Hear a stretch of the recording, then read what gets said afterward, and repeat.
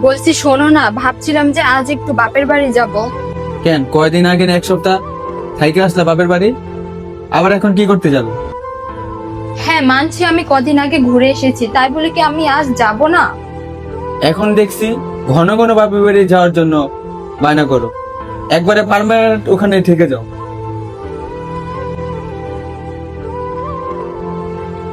বলছি যদি আজ একটু সম্ভব হয় তাহলে তাড়াতাড়ি একটু বাড়ি ফিরবে। কেন? আগের দিন তোমাকে বলেছিলাম, হয়তো তোমার মনে নেই, রাতুলের ছেলের জন্মদিন, ওইখানে আমাদের ইনভাইট করেছে। আমার সময় হবে না, তুমি চলে যাও, আমি বেরোচ্ছি।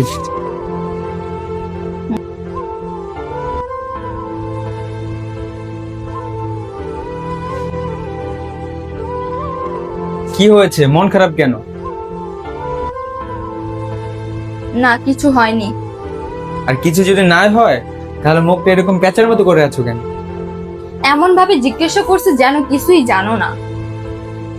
ঠিক আছে, বলতে হবে না, তোমার যা মনে তাই করো। এটাই হলো তোমার সব থেকে বড় সমস্যা, আমি যা বলবো তার উল্টোটা তুমি বলবে।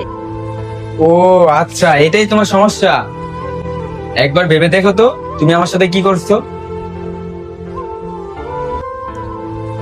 শোনো না, আজকে মাছ কেটো না, আজকে মাংস রান্না করো, খুব খেতে ইচ্ছা করছে।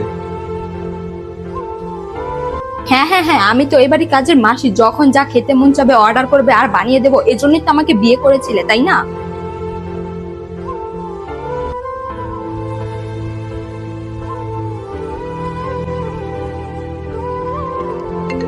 মুন্নি কথা বলো না, অফিস থেকে বস ফোন দিয়েছে। যেদিন থেকে তোমাকে বিয়ে করেছি না, সেদিন থেকে আমার সব কথা বলা বন্ধ হয়ে গেছে, বুঝেছো? সত্যি তোমার কি যে হয়েছে না, আমি কিছুই বুঝতে পারি না। আমি যা বলি তুমি তার উল্টাটা করো। তোমার একটা কি প্রবলেম, কাউকে বলার আগে কিছু ভাবো না যে তার উপর কি ইফেক্টটা পড়বে। আই এম সরি, আসলে আমি সংসারের চাপে পড়ে তোমার সাথে এরকম ব্যবহার করে ফেলতাম। প্রতিটা কাজেই অনেক কষ্ট আছে, এই যে আমি অফিসে সারাদিন কত পরিশ্রম আর কাজ করি, তারপর যখন আমি বাসায় ফিরি ক্লান্ত হয়ে, আর অফিসের রাগটা যদি আমি তোমাকে আইসা দেখাই, তাহলে কি তোমার ভালো লাগবে? তোমার তো ভালো লাগবে না। তুমি আমাকে যেটা বোঝাতে চেয়েছো আমি সেটা বুঝতে পেরেছি, এরপর থেকে আর এরকম কখনোই হবে না। আচ্ছা বাবা ঠিক আছে, তাড়াতাড়ি রেডি হয়ে নাও, কার জন্য জন্মদিনে যাওয়ার কথা ছিল না? ভাবছি ওইখানে আর যাব না, দুইজনে মিলে আজকে একটু ডিনারে যাব। ওকে।